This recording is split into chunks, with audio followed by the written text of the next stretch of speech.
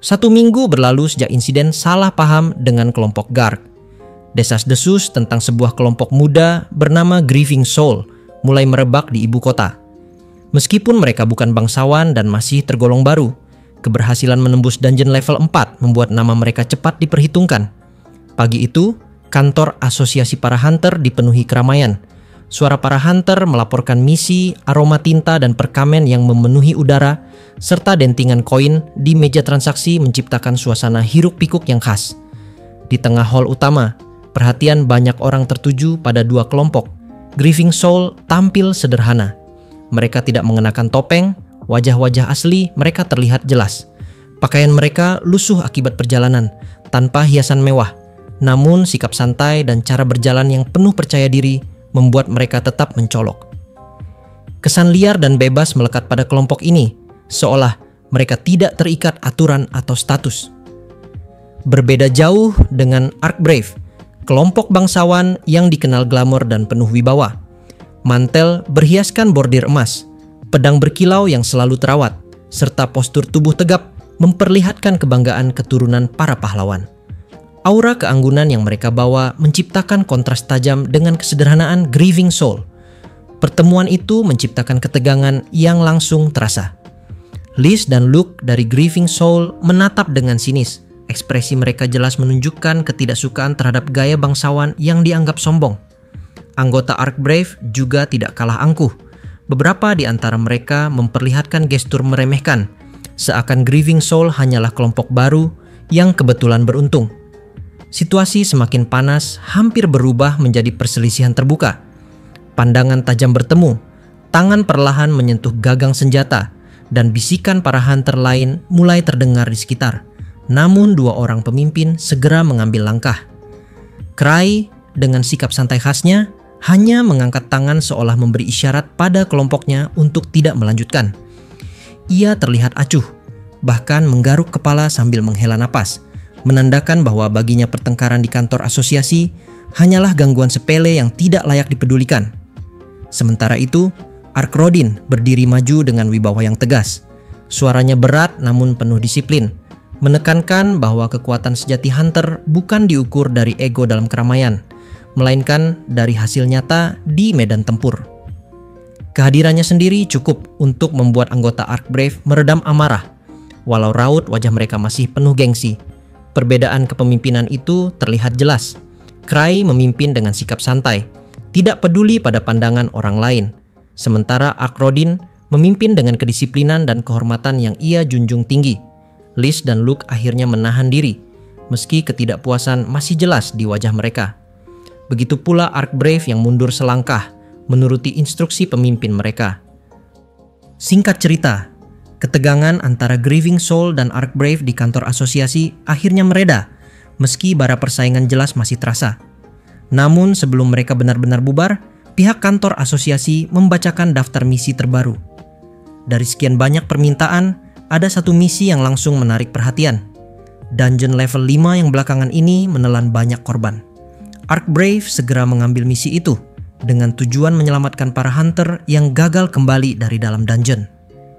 Grieving Soul juga bergerak cepat, mendaftarkan diri pada misi yang sama, namun tujuan mereka berbeda, melenyapkan bos Minotaur yang menjadi sumber masalah.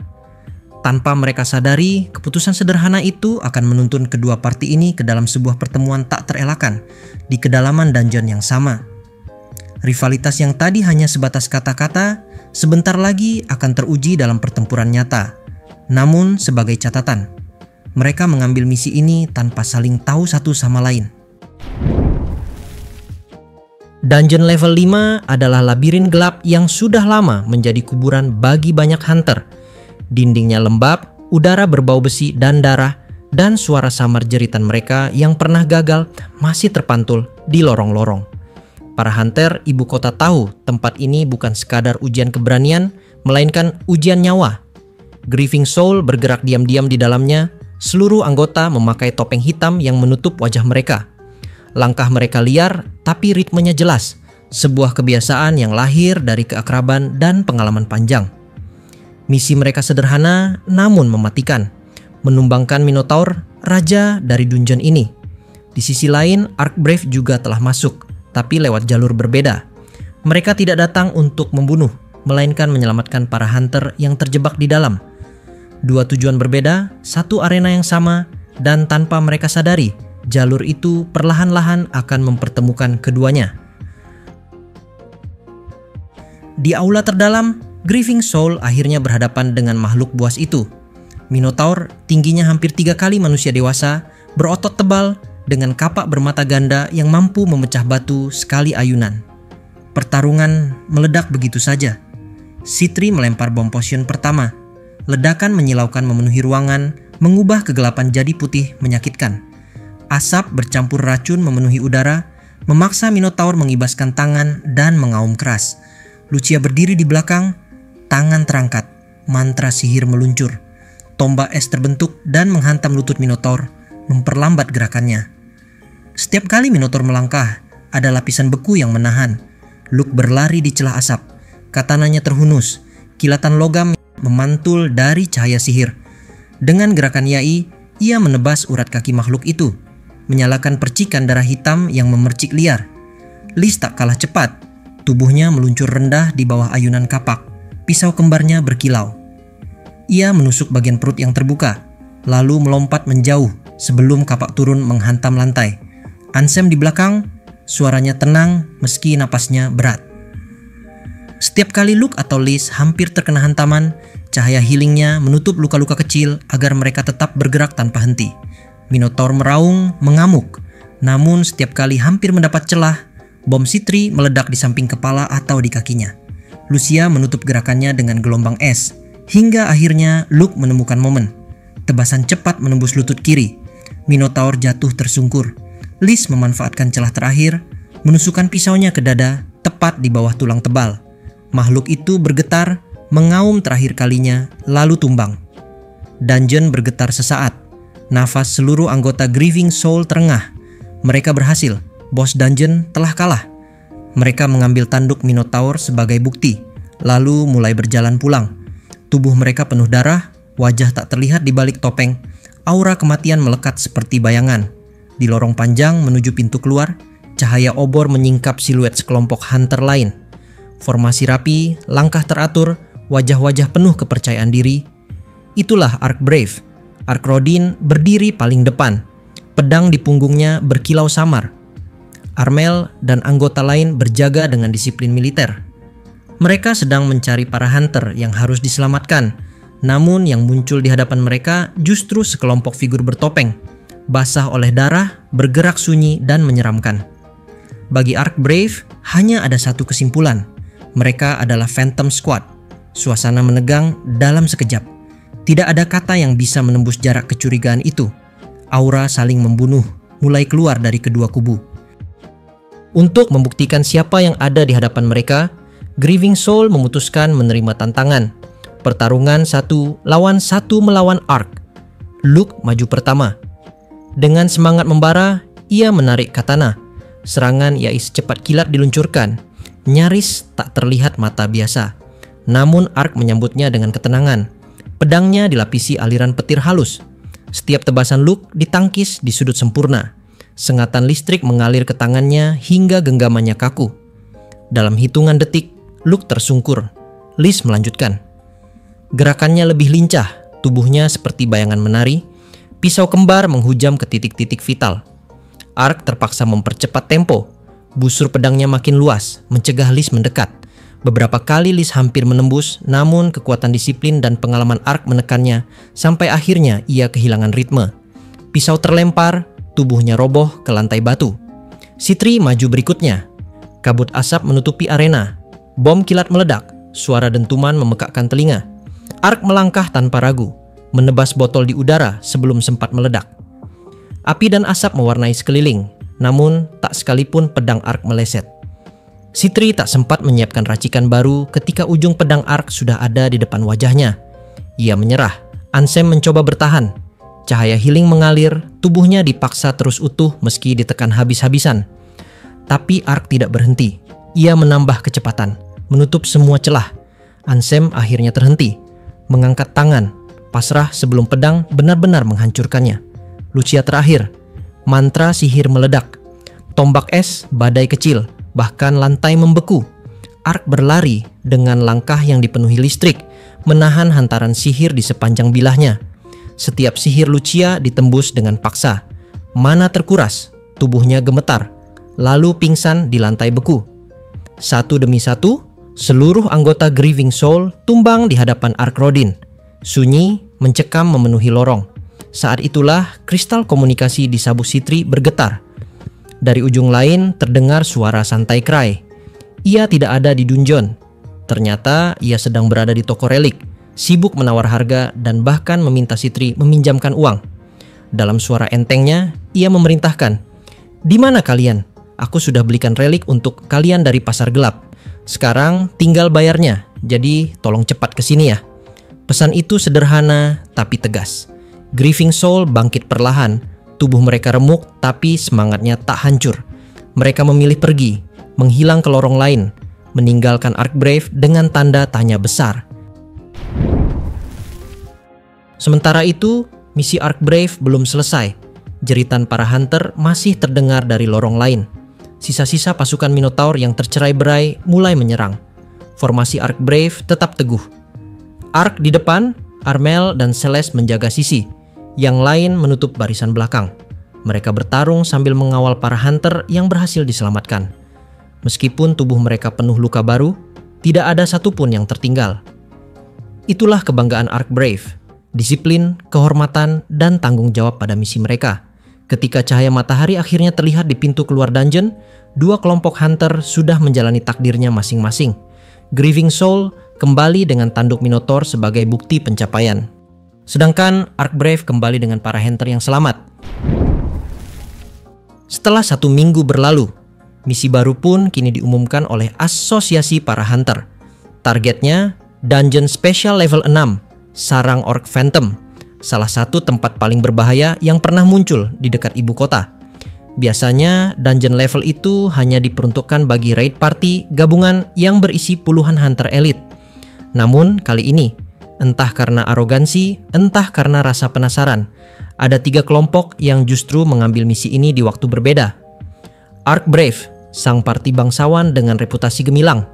Grieving Soul, kelompok liar dengan metode tak terduga. Raid gabungan yang memang ditugaskan resmi oleh asosiasi. Mereka tidak tahu bahwa satu sama lain juga telah menandatangani kontrak misi yang sama. Iron Cross, tim scouting yang dipimpin Sven, masuk lebih dulu. Tidak ada yang menyukai peran itu. Menyusup, mengintai, lalu menandai rute bagi kelompok besar yang datang belakangan. Semua anggota Iron Cross adalah pendeta dari Ordo Gereja, penyembuh dan penyokong, bukan petarung garis depan. Tapi reputasi Sven sebagai pemimpin yang tak pernah salah membaca situasi membuat mereka selalu dipaksa melakukan pekerjaan kotor ini. Sven berjalan paling depan, menuntun kelompoknya di lorong berdebu yang dipenuhi bekas coretan senjata. Ia tidak pernah menyukai bau dungeon, apalagi dungeon dengan aura sepekat ini. Bagi Sven, bertarung selalu terasa merepotkan. Namun, bila sudah diberi tugas, ia tidak pernah mengeluh. Di sisi lain, Grieving Soul masuk lewat jalur samping yang lebih sempit. Mereka mengenakan topeng hitam yang menjadi ciri khas mereka saat menjalankan misi. Langkah kaki mereka teratur, namun aura yang terpancar liar berbeda jauh dari disiplin kaku Arkbrave. Dalam kegelapan lorong itu terjadi pertemuan tak terduga. Cry berjalan paling depan. Topengnya menutupi wajah. Di depannya, cahaya lentera kecil milik Iron Cross menerangi sosok Sven. Sven berhenti sejenak, menatap tajam. Bukan pada topeng, bukan pada aura samar yang coba disembunyikan Cry, melainkan pada bahu, postur, dan cara berjalan. Hunter lain mungkin terkecoh, tapi Sven adalah orang yang paling rasional di antara semua hunter yang ada. Dalam diam, ia segera tahu kebenarannya. Jadi, kau yang mereka sebut Cry, sang hunter pendatang baru yang jenius. Gumamnya perlahan, bukan sebuah pertanyaan, melainkan pengakuan. Cry menoleh singkat, terdiam sepersekian detik. Dia tidak pernah menyangka ada orang yang bisa mengenalinya di balik topeng. Sven tidak berkata banyak lagi, hanya sebuah senyum tipis, ramah, tanpa beban. Topeng bisa menipu banyak orang, tapi tubuh selalu jujur. Itu saja. Tidak ada rasa ingin tahu berlebihan, tidak ada ancaman. Hanya ucapan singkat dari seorang yang tidak ingin terlibat lebih jauh.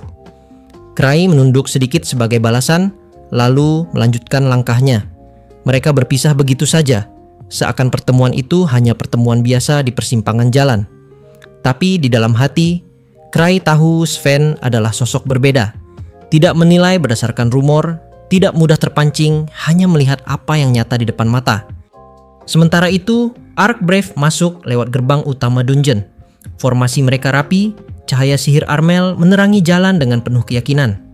Aura mereka seperti pasukan kerajaan yang sedang menaklukkan tanah asing, percaya diri, penuh wibawa, tidak tahu bahwa dua kelompok lain sudah lebih dulu berada di dalam.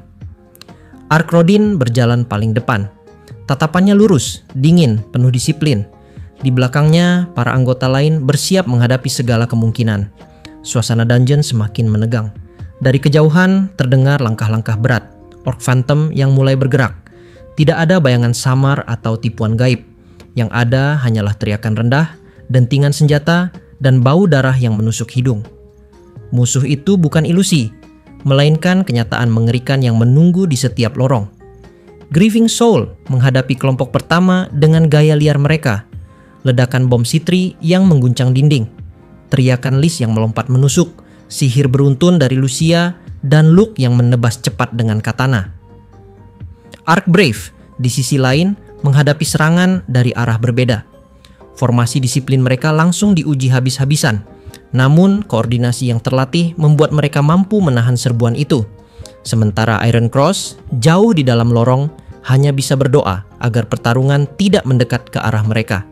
Sven berdiri paling depan, menunggu, mengukur, menilai. Seperti seseorang yang sudah bisa melihat benih dari konflik lebih besar yang sebentar lagi pecah. Tiga kubu kini berada di dalam dungeon yang sama. Pertempuran melawan orc phantom baru saja dimulai. Tidak ada yang tahu keberadaan satu sama lain secara pasti, tapi jejak langkah, gema pertarungan, dan bau darah semakin mempersempit jarak. Konflik antar parti terasa tak terelakkan. Oke, episode kali ini udah selesai cuy. Next, bakalan ada pertarungan pertama antara full party Grieving Soul melawan full party Arkbrave. Cerita SS ini tidak diurutkan berdasarkan chapter ya cuy, tapi diurutkan berdasarkan waktu kejadian. Jadi recapnya seperti ini. Part 1 harusnya adalah video 3 bulan lalu, yaitu cerita 5 tahun sebelum Cray jadi Hunter. Alias video ini video sedih yang ceritain nasib Cray ditolak semua master. Lalu cerita selanjutnya hari Selasa. Cerita tentang 1 minggu pertama Cray jadi Hunter. Kemudian cerita Garg adalah time skip selama 6 bulan. Dan terakhir cerita ini adalah cerita 1 minggu setelah kejadian kemarin.